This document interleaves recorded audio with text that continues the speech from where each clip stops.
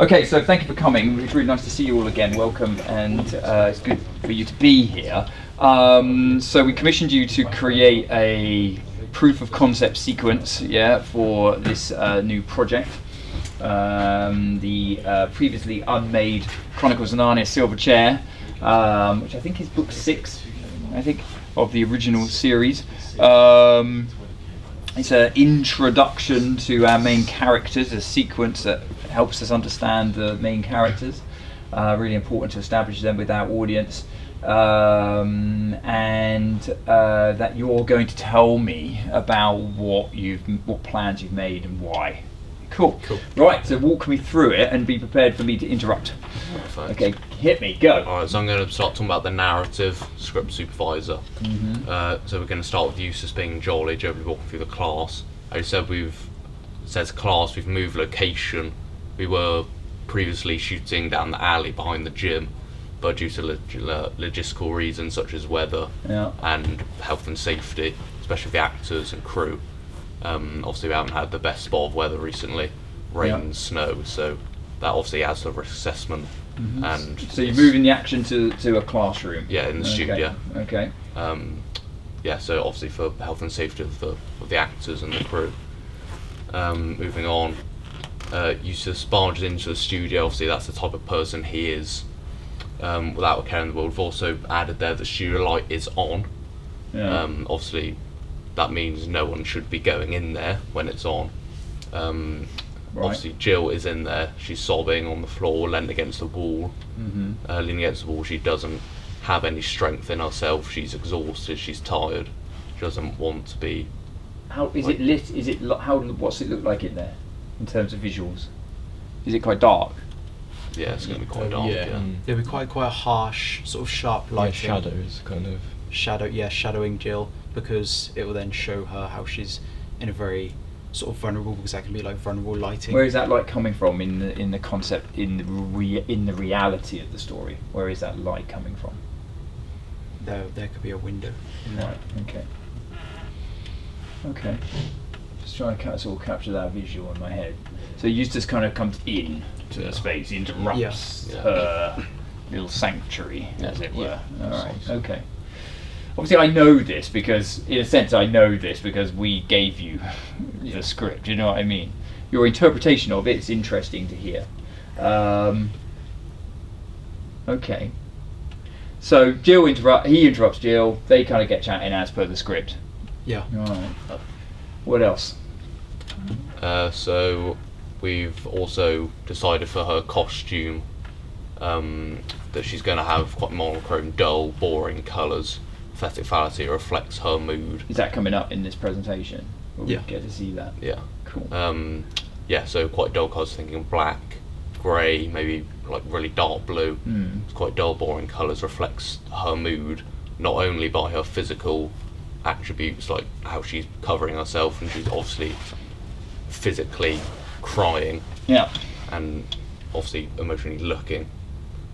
And Eustace's physical attributes clearly change, like quite drastically, from the jolly type of quite boisterous person that he is to more of a relaxed, like placid, like timid. So do we person. start in the film? Do we start outside the room? So we're following Eustace. We start with a tracking dolly shot of his feet, and then we sort of pan tilt up as he barges into the television, the TV studio. So is he expecting to be? Is he not? He's not expecting her to be in there. No. Right. So he's going in there. Yeah. And then she sort of and then she sort of shouts at him, and he realises he's quite shocked at that. Okay. Because I was saying this to your competition. I was saying this about that moment for Eustace is like quite pivotal, I think, for the nature of the character. I.e., he could just shut the door and walk off and be like, I'm not getting involved with this, and just sort of, be his old self. It's almost like this moment of like internal conflict where he's having to go, what do I do now? Do I leave or do I go in and do I help her? And that's the kind of sets up the sort of moral dynamic of his character arc, which is about making good decisions now. He's all about making good decisions, whereas before he was all about being a bit, naughty and mean. Do you know what I mean? So I think capturing that moment in that character is kind of quite pivotal here. This kind of will I, won't I kind of moment. So we got a little bit of sort of backstory there to Narnia. Yeah. Did any of you actually read? Any of you actually read The Silver Chair? I have the book at home. I've Yeah. watched it. I haven't read it. Watched it? Well, I've watched Narnia before. Right, but not The Silver Chair. You haven't read The Silver Chair, but you've got the book. Yeah. You are the director of this film, aren't you? Yeah. Yeah. You know, probably going back to the source material, quite useful, you know, in terms of understanding the nature of these characters. Cool. Okay, let's move on with the presentation. So you're kind of setting out your little Aslan there. Okay. So this is telling us what? This is sort of our ideas for the characters. So we've sort of staged Jill as like obviously a victim. She's quite lonely, weak, emotional, and that then ties into the people we've cast. And the Jill actor, she's shorter than the Eustace actor, which shows her vulnerability Right. to hit towards him. But then that then sort of power shifts throughout the visual, as Charlie said, where Eustace sort of gets on her level, in like morally speaking, because he then crouches down, Right. speaking to her near the end, and gets more intimate. So do they end up sort of side by side? Yeah, Right. Okay. And is it being shot side by side? it's Are they shot shot about face to face? the master's shot about 30 degrees from the action to give like a bit of depth between them. And but space ultimately, between are they them. facing each other, or are Yeah. they? Yeah, They are facing each yeah. other, right? So they orientate themselves facing each other. Yeah. Okay, cool. Okay. So I don't think that helps. I mean, we know this. We already know this because Yeah. that's how they are presented in the script. Yeah. I think I'm particularly interested in how this bit actually plays out. You know what I'm saying, visually, Yeah. via how you're going to shoot it, and also via how the performance will be. That's I think the key here. You know, Jill's an interesting character to me, I think, because she is very vulnerable. She is lonely, but at the same time, she has a spark of sort of, you know, adventure. It's in there. She just can't let it out, because whenever she has let it out in the past, it's always backfired on her, you know, and it's become ammunition for the bullies. Do you know what I mean? Yeah. And she's probably been lulled into sort of false friendships before, you know, and she also knows that Eustace used to be one of the bullies. Do you know what I'm saying? So it's kind of like she is very guarded. You know, she's got kind of, are you just tricky? Is this just a trick? Is this just a setup? You know, you're just going to set me up and then I'll suffer later on. Do you know what I'm saying?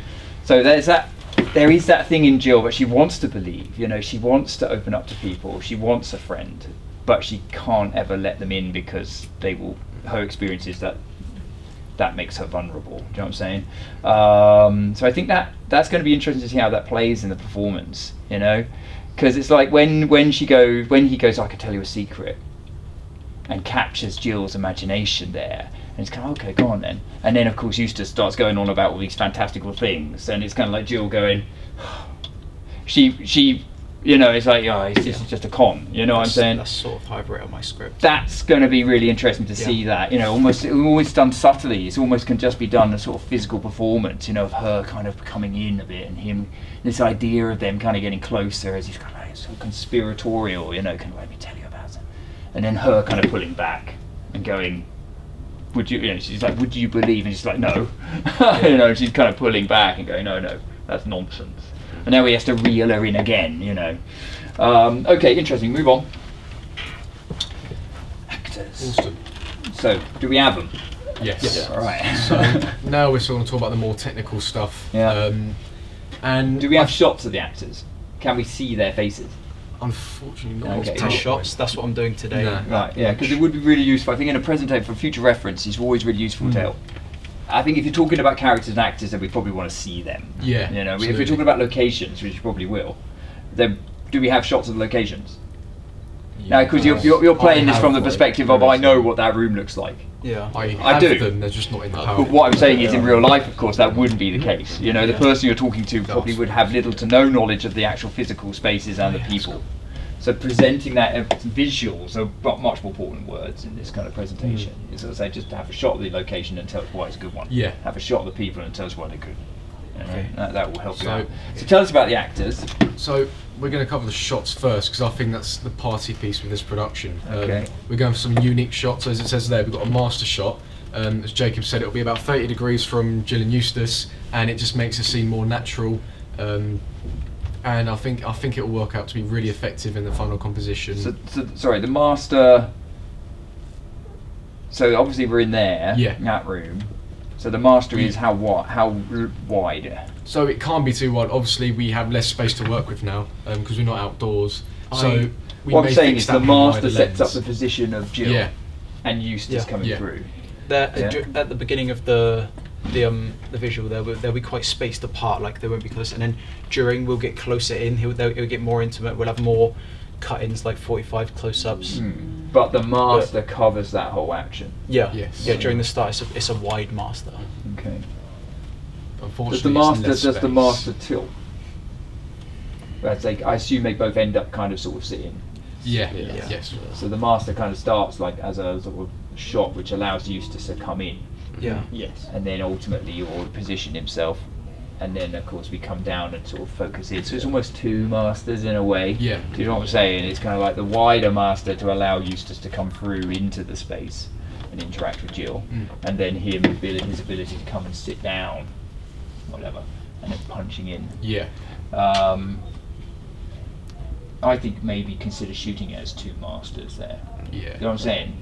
Where in the script does he get to the point where he sits down?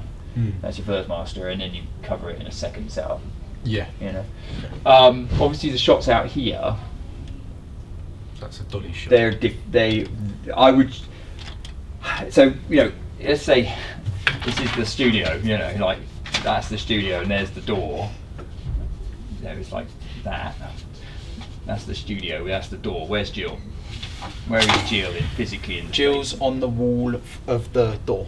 Right, so sort of- she's here. Yeah. Right, okay. So he kind of comes in and kind of notices her there. Yeah, but the she's camera's sort of- over here somewhere. Yeah. Camera's sort of The camera will see the door open. Yeah. Yeah. Right, okay, good. That's what I was hoping.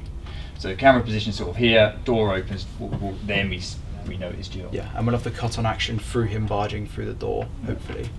But that's being shot after, later. Yeah. Yeah. So we're going to shoot that master. Is that your first shot?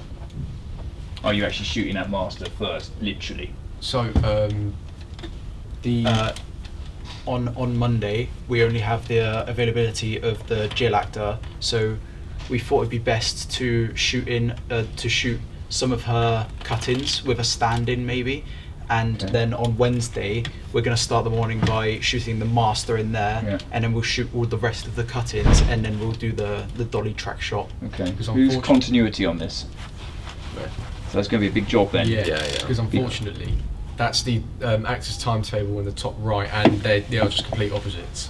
So When are they together available then? they're together Wednesday. Wednesday, which is a bit unfortunate for us. 'Cause that's Yeah. our- But we have the that's full our Wednesday. full day. So this is why we're gonna Are they shoot available individual all cuttings. Wednesday? Yes. Yeah. Yes. And have they committed to that? Yes. Yes. Good. Okay. So who are these people in real life? Who you cast? Well, they're both from the drama department, Yeah. and they know each other in person, so that will make it easier for them to act together. Right. And well, I thought the Jill actor was very good in acting her emotions and conveying like a convincing crying. Is that why emotion. you cast them? That is why I cast her. She stood out from the rest of the 9 actors in terms of Jill to be the best for us, and I think they'd work quite well together. Is your interpretation of Jill within your actual film? Does it follow more or less the range of the emotions that she displays as a character in the script? I.e., is she physically crying? Yeah. Yeah. Right. During the start, she's crying. Does and the she's actor sort know? of- I assume obviously the actor knows that. Yeah. They know that going in, that they're going to be at it. They're going to have to do that. Yeah. I think that's probably going to be the most difficult bit for them. I think so. Yeah. The ability to be able to turn on and off crying is quite hard. Yes. Yeah, That's just why like she stood out the most. hard for you as well, continuity, because of how that is done, particularly for shooting over several shooting days, and we're going to have to get continuity across those days. Just what I'm saying, quite challenging. Okay, so we've got our cast. They're on board in terms of like their availability, and they're on board with regards to the nature of their performance. Have you had any read-throughs yet? I have a meeting with both of them from 12 till 1 today, and I'm gonna try and set up a follow-up to tomorrow Yeah. from about 1 o'clock to 4 o'clock, any time frame that they have available. Then I'll speak with them later. So you're going to do about a that. sort of a initial meet read through today. Yeah. And Okay. I'd like to have a tech rehearsal this week of Yeah. sort of getting close-ups and nice and shots with them. So just to see how comfortable they are with a camera sort of quite close in their face. Yeah. I would definitely recommend trying to do, even if it's just in another space that imitates that space, Yeah. but to do a sort of a block with them, Yeah. so that they kind of have a better understanding of the physical nature of the performance in terms of where they are, what they do. Do you see what I'm saying? As opposed to just a read through over the table, which Yeah. isn't definitely not the same thing. You know, it's like. I think when you've got the actors either in their read through or in your rehearsals, then you're being very animated, director, about the nature of this shoot and how you're going to shoot it, you know, and you're walking them through that. Is there storyboards yet? The storyboard, I'm starting on that today. Right. So As no, well. No. because Not storyboards yet, was no. very helpful for actors Yeah. to sort of understand perhaps the nature of the performance and the shots and angles and so on. Okay. So go on. So I'm going to touch upon this as well. So in terms of the shots, we're going to do a cutaway of a mysterious door. So we're going to use the prop door from Drama, and Where does it say this? this is third one down there. And Max is going to bring his fog machine. We've got permission from Drama to use it and use the fog machine, so I think that would be a cool as a sort of cliffhanger. Where is this door? This door. So Drama has No, like no, a- I know about the door, but where is it? Narrative. Where is it in your set location? It'll be the portal to Narnia. So, it'll be the door that So you're Eustace shooting that went through. in the theatre. in the dark room. So Right. we'll have the backdrops, the background. Okay, I get you. Just be a blackout background. So sort of keep it like mysterious and quite magical in a way. So you are literally visualising this portal to Narnia. Yes. Yeah. Where is that in the script though? How did we get to that? Because Eustace kind of ends with him saying, "Oh, let me tell you about Aslan." That's what I was thinking of. So sort what? of, Then it yeah. kind of cuts away to this Yeah. other location. Is that how it works? Yeah. Okay. It doesn't say Narnia on the door, does it? Like on a plaque. No. Why are you doing this? I'm just interested as to why you're including that unnecessarily included item. It's not a must for me. I'm not certain about using it. I just Yeah. want to see. I want to shoot it and sort of experiment with the visual Mm. and see how it looks. But isn't that costing you a lot of time and effort to shoot a shot which perhaps you ultimately might not use and also isn't actually required? Yeah. You know what I'm saying? In terms of the sequence. It I- doesn't I refer, think- unless you've, it doesn't refer to that in the script. You know what I'm saying? Yeah. I did say you I- could adapt it and be creative. I'm not saying don't do it. I'm just interested into the reasons of why you're doing it. I think it's extra details like that will make this production special, though. Or make it much more difficult to produce Yeah. in the time space that you have. Yeah. Do you know what I'm saying? The principal photography on the interaction between Jill and Eustace is primarily what I think we're interested in. Yeah. Because actually this isn't a scene about setting up Narnia per se, it's a scene about setting them up and their relationship with each other. Yeah. Do you know what I'm saying? Okay, interesting. Well, when is that? When is the door to nowhere? The shoot, it'll be tomorrow at 11. So what? The door is there in the Yeah. in the black box, Yeah. and what? It opens. Yeah. How- it- where is this smoke coming? Open slightly. Yeah. Then you'll just see the fog coming out of the door. Right. Okay. I mean, we could also then overlay a sort of a lion vocal on it. Yes. Yeah, let's Like go. a Let's go. a distant, super cheese. echoey Yeah. lion Kind of like. roar. Well, I mean, why not? We might as well. If you're going down the whole sort of literal visual metaphor of the door opening and there being the portal to Narnia, then let's go the whole 9 yards. I'm just interested in how that cuts through from Eustace's I was delivery of the explanation of Narnia. Does it kind of cross dissolve? Do you know what I'm saying? As we hear Eustace's voiceover effectively, Yeah. where he's blah blah blah. Let me tell you about Aslan, and we kind of have this sort of track, sort of like tracking shot along the floor, and then it kind of like tilts up to reveal the doorway. Do you know what I'm saying? And the door opens and the smoke comes through, and we hear Aslan. "Grr." You know what I'm saying? And that's done over him saying, "Let me tell you about Aslan." Is that how you imagine it? Yeah, I That's the was visual. going through the visual and audio markups, and we thought it would be good to cut on the audio Yeah. of him saying, what if I told you about Aslan? And then sort of on the Aslan, maybe it cuts to the. So who tracking were we looking video. at before that? Are we looking at Jill or are we looking at Eustace in like close up? Because I imagine it's kind It'll of be, we're yeah. captivated on there. Is it Jill or is it Eustace? I Or think is it could be Eustace. You know what I'm saying? It's like, I think it's going to be really interesting because is it like it's Jill's imagination of this, and that's what we see. We Yeah. visualize that. That's good for you. You know, I don't know. It's interesting to see how that would sequentially work. Okay. So how many days is this shot over? So, with the production schedule, this is our previous iteration because we have removed the Tuesday, and obviously it says we're filming outside. Since then, it's been amended. The Tuesday's been removed, and So why is there not up to date stuff on here? Why are we looking at old stuff? This is not the presentation to tell because me this about. was a sort of last-minute decision. Oh right. Okay. So those documents have been updated. The documents They have been haven't updated. They just haven't been updated. So how on many the shoot days are there? shoot days? 3. 3, which are Thursday, Monday, Wednesday. so tomorrow, Monday, and Wednesday. Yeah. Right. Next week. Okay. Cool. Okay. And the locations are basically outside the studio, and the black box. Yeah. So 3 locations. Okay. All right. Move on. This is just a small slide about grip and equipment logistics. So I'll be running through what grip and equipment we need. So obviously a dolly and a dolly track for the dollying shot on both tomorrow and on Wednesday. And then tripod head, tripod leg and tripod spreader, that will be for the master and the locked off, as well as angles and reverse angles, as well as our main camera body, which will be a Canon XF605. And 2 Why did you decide to shoot on XF605? well, it's first off got the more resolution depth and the more variability in the settings, but also because we can also shoot log on it, as well as But back you're up not to shooting 2 cards. log. Yeah, You can, but you're not. yeah. There's no Okay. need to shoot log. Okay.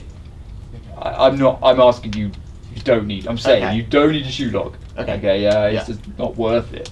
Okay. This is a concept piece. Okay. We're Okay. not going full Hollywood cinematic visuals here. We're going. Can you shoot a scene? You know. Can Yeah. you construct and shoot a scene? You know. You can shoot it on VHS.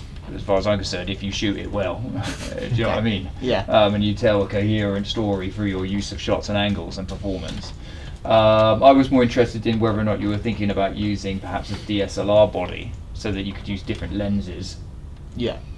Was that a consideration at all? It was, yeah. We did consider it, but we came to the ultimate conclusion Right. they won't be needed. Right. And also the fact that the 605 can be built out more with focus puller and a land controller. Yeah, fair enough. Yeah, I mean Yeah. we do have. There is more kind of peripherals for the 605.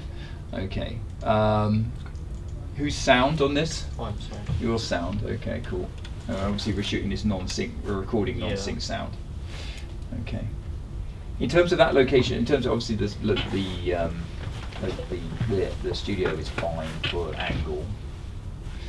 So we're shooting along. You said 30 to the lens, yes? Yeah. Approximately. So we're sort of shooting along that line.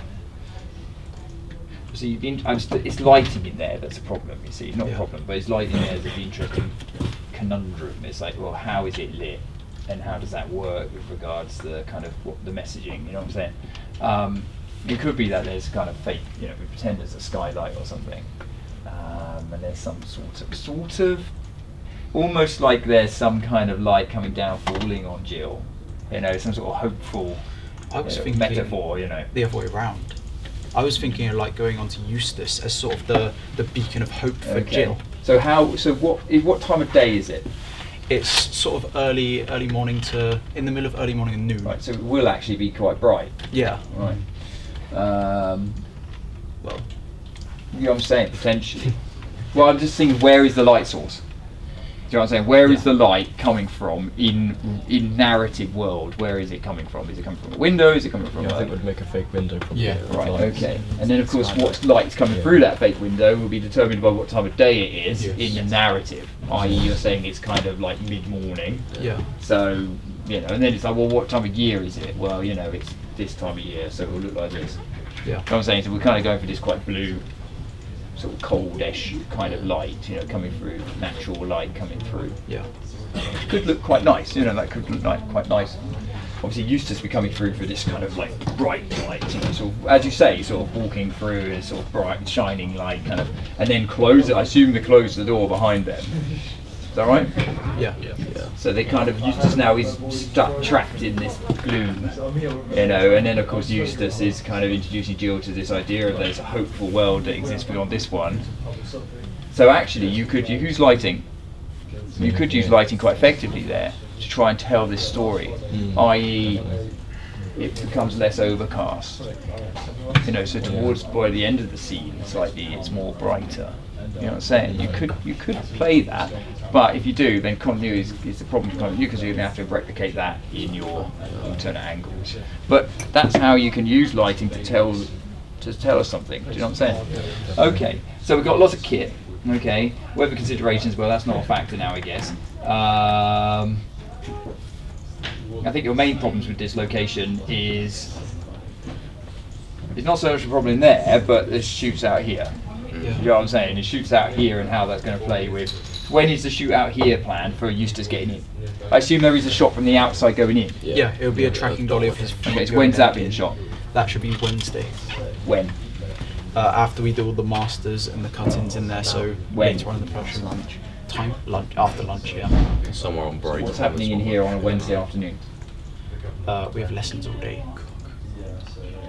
But we can, we can. Do you see what I'm saying? I'm not Yeah. saying it's wrong. I'm not saying it's wrong. It's just these are the details. It's like what is the we would like to do this. Great, can you? Yeah. And how does that work? Okay, cool. Move on, please. We've got to move on a bit. Got about not long. Next we've got some of the sound issues that Yeah. we have. So with parts of the room having the cloth and green screen on, it's going to make it quite hard for trying to make the sound equal throughout the entire thing, depending on where the actors are trying to speak to. No, but these are directional microphones. Yeah. No, I mean with as they're depending on which way I'm putting their camera from and stuff, if they're going to be speaking louder or quieter. What I'm saying is most of this will be ultimately most of this is going to be in mid to close-up shots. Yeah. So actually, microphone positioning and placement on this is going to be relatively close to the performance. Yeah. But I don't think that would be so. I understand what you're saying, but I don't know if that would be so much of an issue. And in terms of location issues, so I understand what you're saying, though, Tom. Yeah. But actually, in terms of the actual edit of this, the master is just there as a backup. Most of this will be done in your close-ups. Is that right, boss? Is that right? Yeah. Yeah. Cool. Okay. So in terms of location issues, as we touched upon, it was originally going to be outside, Yeah.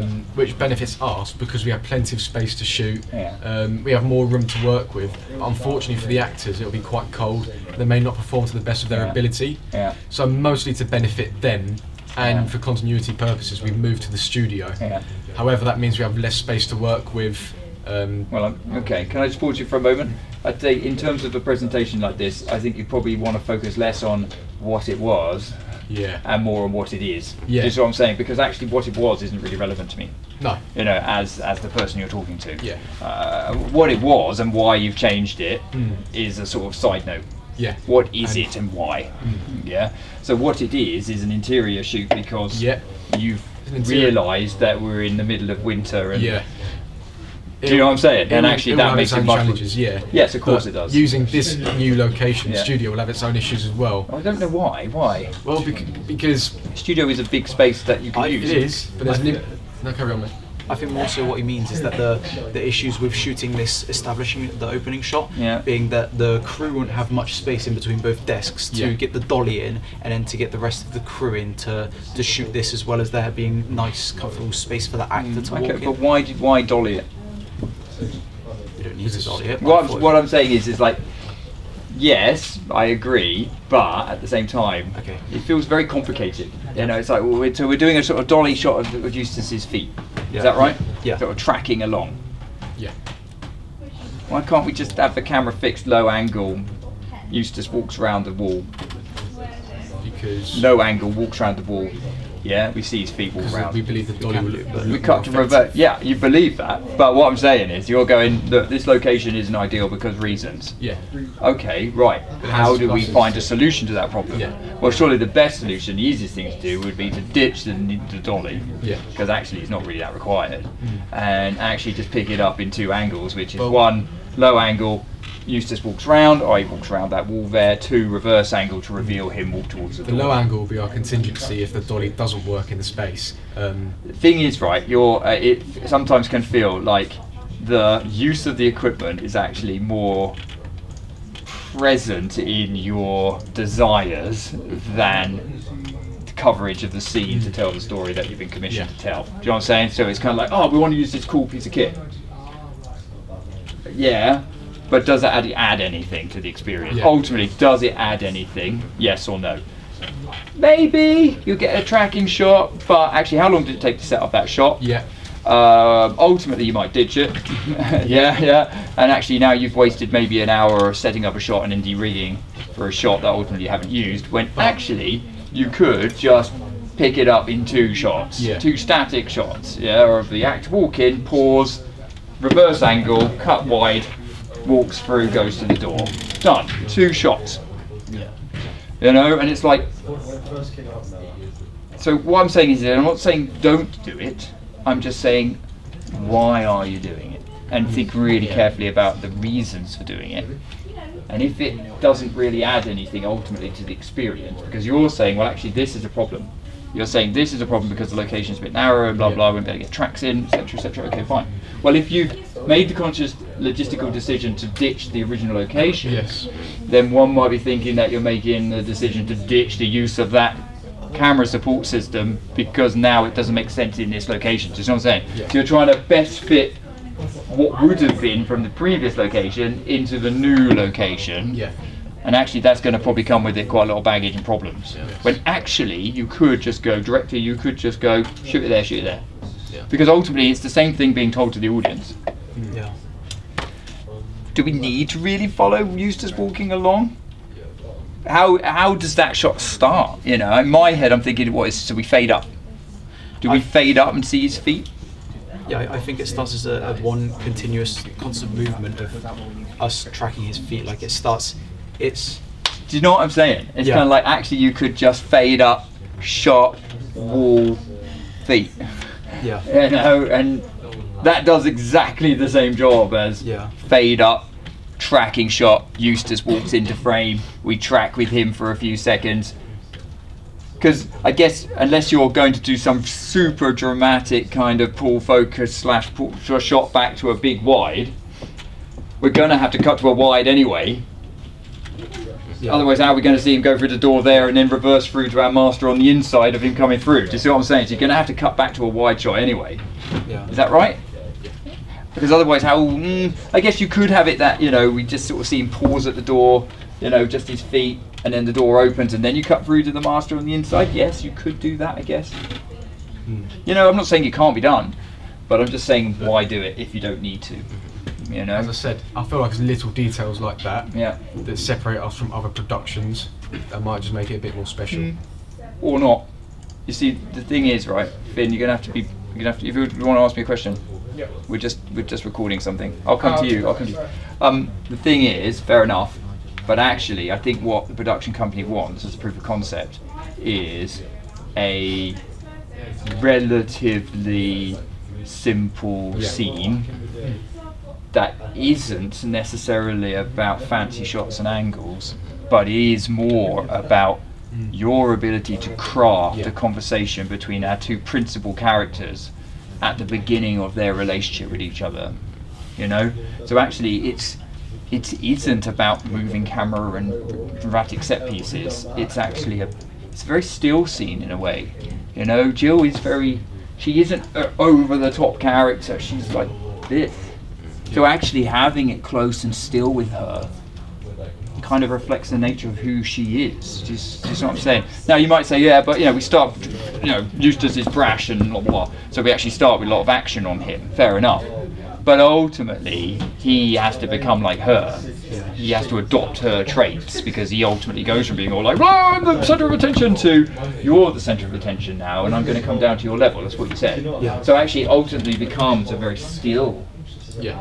And actually, what we can now do as an audience is concentrate on what they're saying and how they're saying it and how they're reacting to each other. That's what I'm interested in. I personally prefer the door shot with the dry ice, than the tracking shot. Because actually, the door shot does actually add something to the experience, I think, but the tracking shot, no. Anyway, we've got a bit sidetracked there. We are running out of time, so carry on. These are the things to consider. Sound. Okay, we're back to sound, Tom. Yeah, this is just some of the creative decisions that we decided to add. So, near the end of our script, there is a short part where Eustace talks about, do you want to know about Narnia and stuff? Before he goes actually describing it. And I've spoken with DOP, and we're thinking of adding some sort of in the silence, adding some sort of short bit of comedic relief or something. What it is exactly, we're still thinking about in behind the scenes, but we're thinking about adding something small kind of in the little space there. Do you know what you mean by comic relief? I can't exactly. I'll describe it when I talk about my DOP stuff. Let's go to that, because we are running out of time. So what's coming up? Is this me? Yeah, go on. I'm just interested in what you mean here, because in a way, that moment of him going, "Let me tell you a secret," and Jules going, "Should I trust this guy because he used to bully me?"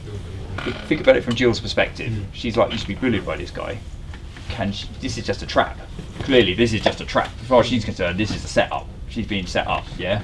So she's kind of going, "I don't know. Can I invest in this?" Lean forward. "Okay, go on then. Tell me what the secret is." And then of course Eustace goes, "Wow, what if I told you there was this world and there was all these dragons and pixies and stuff?" And Jill's going, "It's a setup."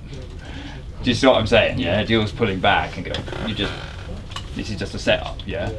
So why does that require a comic relief moment? Well, we're thinking of he's going off on a tangent. Maybe he's really inspirational with his voice, really getting into it, saying it's made of all of this. Yeah, he's getting into this. He's maybe he's really been there. Movements. Yeah. We add dramatic music in the background. We add something to his voice just to make him sound really into this, and then everything just cuts. Sound cuts. Okay, so that's not comic relief. And then you see what I'm saying? That's my fault. That is kind of establishing that, Yeah. because that's what he's imagining. He's seen the battles, he's seen the dragons, he's seen the huge armies of centaurs and ogres and all the magical beasts that exist in Narnia. He's literally been there. He's lived there. Do you know what I'm saying? So I like that. That works nicely. It's almost like a reprisal of his memories as he's telling Jill about it. We hear the dragon's wings, we hear the fire, we hear the kind of armies clash, we hear Aslan's roar. Do you know what I'm saying? Yes, do that. And then she's just not impressed. And then you kind of cut back. She's not. I like that. That will work nice. I think personally that would work nicely to help. But of course, it has to cross with the way that's shot. Because I personally imagine this as a moment of them coming quite close together. Because Jill never lets anyone in. She's very guarded. Everyone's out to get her, remember. Her experience says is that everyone's out to get her. The moment she lets somebody in, they will stab her in the back. You know what I'm saying? Yeah. So this is that he's captivating her, isn't he? He's kind of mesmerising her almost with his sort of and then you're right to then it go, no, and Jill pulls back, it's rubbish. And then of course the problem is then Eustace has to reel her in again. And then that's kind of, how direct are we shooting the shot of him saying about, "What if I told you about Aslan?" That will be a close-up, I believe, of his face saying, because I think it's quite an intimate scene of them two, connecting over that, and she really wants to believe him. Do we get the reaction shot? You could look at the board. It's pretty. Show me the board. I'm pretty sure I got some reaction. It's pretty small actually. I got reaction. What I'm saying is, I've told you all this before many times, but reaction is as important as action. Yeah. And it's capturing those reactions to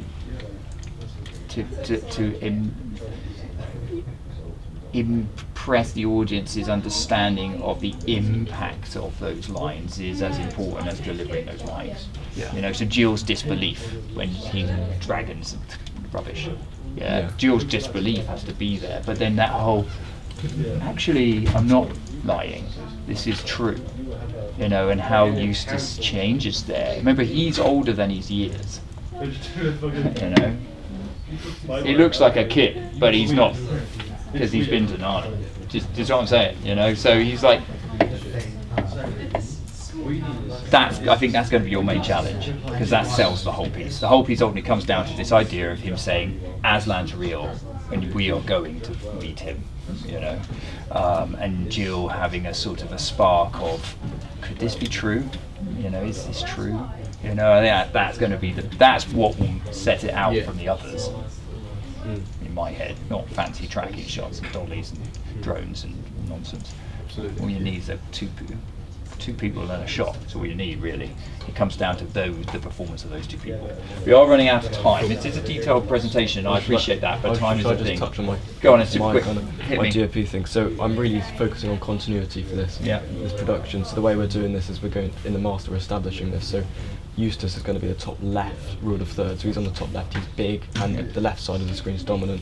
He's big, and then Jill's bottom right of the screen, so she's small and That makes sense. like not very big. And Eustace maintains his position straight left. Yeah, and the eye line of going top left to bottom right, that stays within as well. So for example, when we go over the shoulder on Eustace's shoulder, we get still Eustace on the left. Well, you should be anyway, because continuity. So we're using the 180 degree Yeah. rule. But also talking about over the shoulders, when you do an over the shoulder, you bring the two actors closer.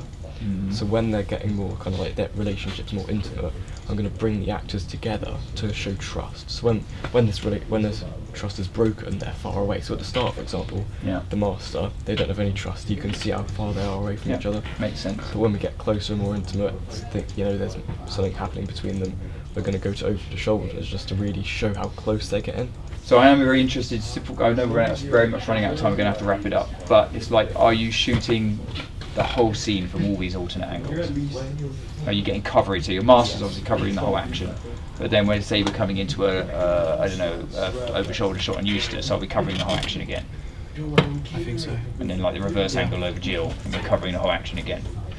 I know that's going to be more time consuming, and I appreciate that. And obviously in real life you probably wouldn't do that, but I would say where possible try to do that for this, at least demonstration of this task, because actually that will afford you much more content, much more footage, much more coverage. You know what I'm saying? You'll be able to cut through better. Otherwise you might find yourself in a situation where you're going, well, if only we had a shot of that, but we don't. Do you know what I'm saying? So try to, DOP, camera director, try to get as much of the action from those alternative angles as possible. Yeah. Yeah, okay. You know, shoot. In. Just quickly jump me through. I just want to get a feel for what was next. Cool sheets. Okay, fine. Let's keep going. Risks. Okay, yeah. So a lot of content in here. Just go to that next one, that narrative one, and we say one after this. You see, if I had been doing this presentation, right, if I was you on this presentation, I would have started with those two.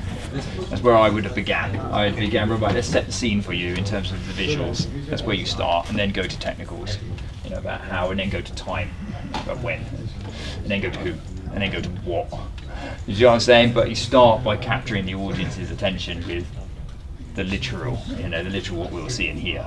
You know, is there something after this? Yeah, see, this would have been all very useful to start. I would have started with all of this. Yeah, keep going. Because what if you run out of time? You know, as you have. Yeah. Okay, detail. I like it. Good detailed presentation from you guys. Okay, and you know, let's just pause there.